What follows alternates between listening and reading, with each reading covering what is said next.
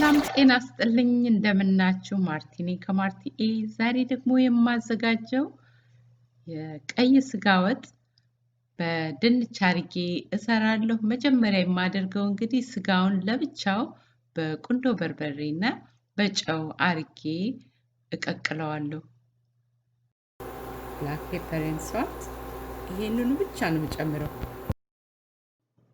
ስጋው እየበሰለልኝ እያለ በሌላ ድስት ደግሞ የከተፍኩትን ሽንኩርት በደንብ ማቁላላት ጀምራለሁ።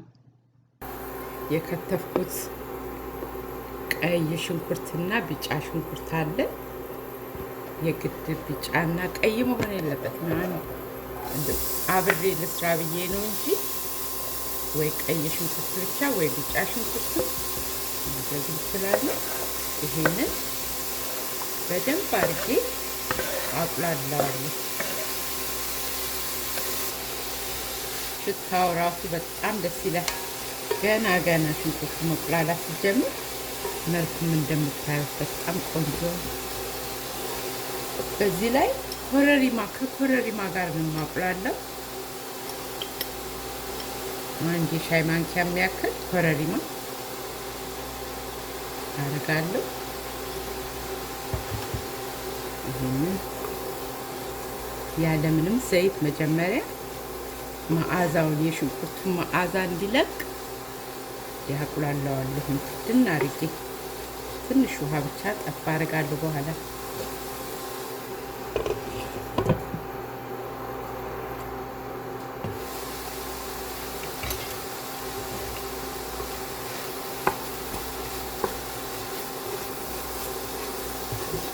መዓዛውን እየለቀቀ ነው። በዚህ ላይ ነጭ ሽንኩርቱንም አብሬ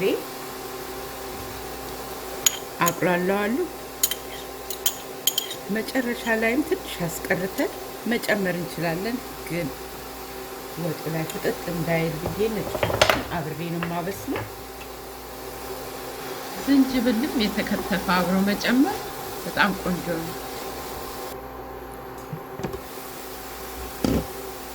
ስጋውን እየቀቀልኩበት ባለው ውሃ አቁላለዋለሁኝ። ትንሽ ውሃ ጨመር አድርጌ የስጋውን ውሃ ያችሁት ይሄ ከስሩ እንደዚህ የምታዩት በኋላ ጣዕም ነው የሚሰጠው ለወጡ። ሳያል ግን እንዴት ሽንኩርቱ ጥብስ ሲል ማለት ነው። አሁን እንደዚህ በርበሬን እጨምራለሁ። የበርበሬው መጠን እንደምፈልገው ነው። ይሄ ወደ 3 የሾርባ ማንኪያ ይሆናል። በርበሬ ከወደድን ልጆቻችን የማያቃጥላቸው ከሆነ ጨመርን ማድረግ ጥሩ ነው። እንደ በርበሬው ደግሞ አንዳንድ በርበሬ ያሰማል፣ አንዳንዱ በርበሬ አያሰማም። እስካሁን እንዳያችሁት ዘይት አልጨመርኩም። ይቁላላ መጀመሪያ።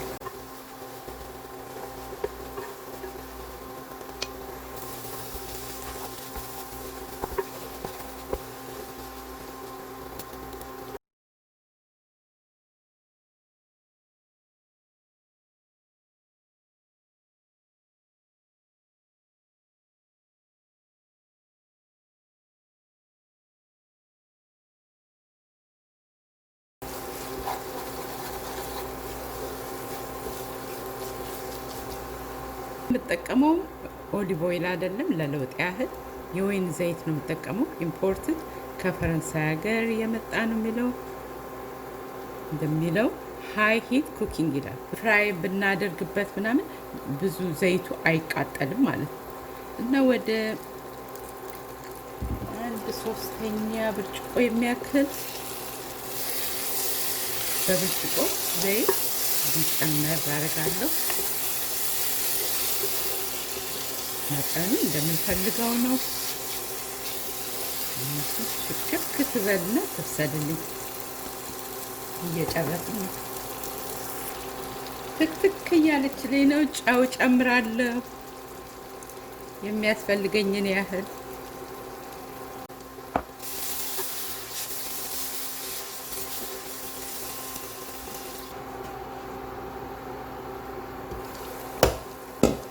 አንድ የሾርባ ማንኪያ የሚያክል የቲማቲም ሳልሳ ነው የምጨምረው። ብዙም ማያስፈልገው በርበሬ ቆንጆ የሚያሰማ በርበሬ ነው። ግን ልጆች እንዳያቃጥል ከፈለግን ይሄ ጥሩ መፍትሄ ነው። በርበሬው እንዳይሰማ ከፈለግን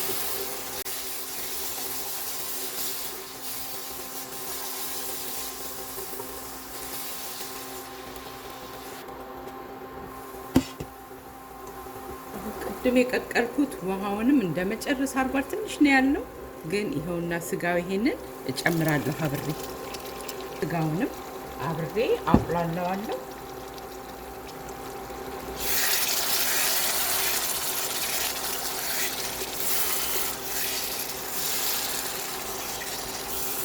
የሚያረኩበት ምክንያት ሽንኩርቱ ጥፍት ብሎ ከስጋው ጋር ሲበስል ጥፍት እንዲል አልፈልግም። ሽንኩርት ሆኖ እንዲታይ እፈልጋለሁ እና ያምራል። ብዙ ማቁላላት አያስፈልገኝም ካሁን በኋላ። ተንከትልኝ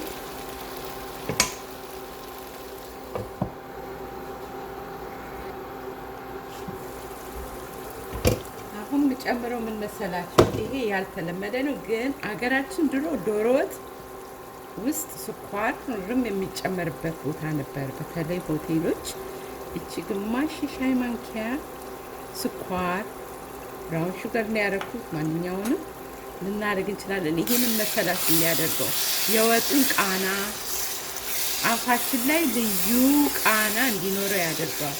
ግን አስፈላጊ አይደለም። አሁን ዲያቤቲክስ ያለባችሁ ህመም ላይ ያላችሁ ምንም መጨመርም አያስፈልግም። እቺ ትንሿ ግን አሁን ስትከፋፈል እንግዲህ አስቧት፣ ለዚህ ሁሉ ወጥ ማለት ነው።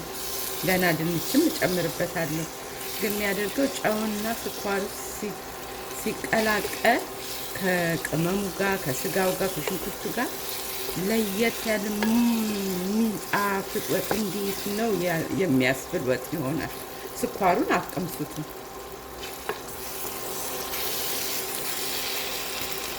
በጣም ከለሩም ያምራል። የተንተከተከችልኝ ነው። አሁን ከዚህ ቀጥዬ የምጨምረው ድንቼን ነው። ልጬ ያዘጋጀሁትን ድንች ውስጥ ጨምራለሁ።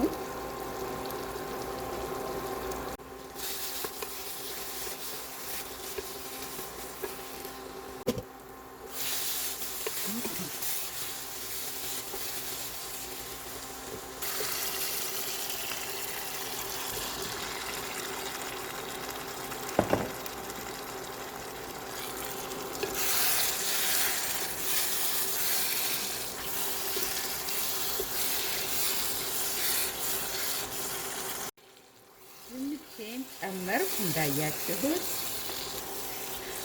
ውሃ ሳልጨምር ትንሽ ድንቹ ጠበስ ሲበል ከለሩን እንዲወስድ የበርበሬውን፣ የስጋውን፣ የድንቹንም ደግሞ የስጋውንም ደግሞ ቃና እንዲወስድ እንዲቹ አበስለዋለሁ። ትንሽ አንድ 5 ደቂቃ 10 ደቂቃ። ከዛ በኋላ ውሃዬን አስተካክዬ አወጣዋለሁ።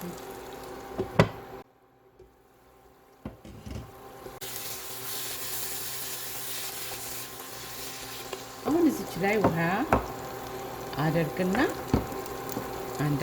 ሌላ 5 ደቂቃ አበስለዋለሁ። ምን ያህል ውሃ ነው መጨመር ያለብኝ የሚለው ቀጠን ያለ ወጥ ነው ወፈር ያለ ወጥ ነው የምንፈልገው። እኔ ግን ማደርገው ምን መሰላችሁ? ድንቹን ሙሉ በሙሉ እስከሚሸፈን ድረስ ይሄ እንዲህ ነው የምሰራው። አሁን ይሄ ምን ያደርጋል? ለድንቹም በቂ ውሃ እንዲመጣ ያደርግልኛል። ከዛ ውፍረቱ ቀጭንም ወፍራምም አይሆንም። ደግሞ ቅባቱን ለማንፈልግ ሰዎች ቅባቱን ለማውጣት ይመቸናል። ትንሽ ውሃ በዛ ሲል አሁን እየወፈረ ነው የሚሄደው። ይሄ ቀድሜ አበስለዋለሁ።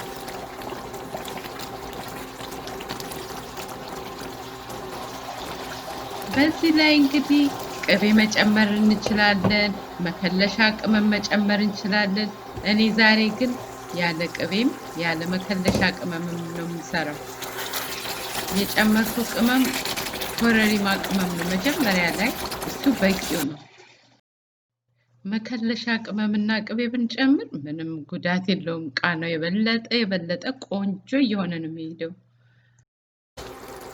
ወጣችን ደርሷል እንደምታዩት የጨመርኩትን ውሃ ሁሉ ጨርሷል ግን ድንቹ ፍርስርስ አላል በጣም እስከሚፈርስ እንትን አለለው አሁን ይሄ ራሱ ይላችሁ እንዴት ለዚህ መቋጠጥ ከጀመረ በስሏል ገና ወጥቶ ሁሉ ድንች መብሰሉን ይቀጥላል አሁን ይሄንን ጨውን ቀማምሼ አወጣዋለሁ ከዛ አቀርበዋለሁ የበለጠ ቆንጆ ቃና እንዲሰጡ ቃሪያ ሰንጠቅ አርጌ እንዲያረግበታለሁ የዛሬ የስጋና የድንች ቀይ ወጥ አሰራር ይሄን ነው የሚመስለው ስጋውን ብቻውን ስለተቀቀለ ሙክክ ብሎ በስሏል ድንቹም ፍርስርስ ሳይል ነው የወጣው እንጀራዬንም ቀደም ብዬ ጋግሬያለሁ ሰብስክራይበሮቼና ተመልካቾቼ በሙሉ ከልብ ያመሰግናችኋለሁ ይሄንን ከወደዳችሁት ሰብስክራይብ እና ላይክ መንካት ኮሜንት ማድረግ አትርሱ ደህና ቆዩኝ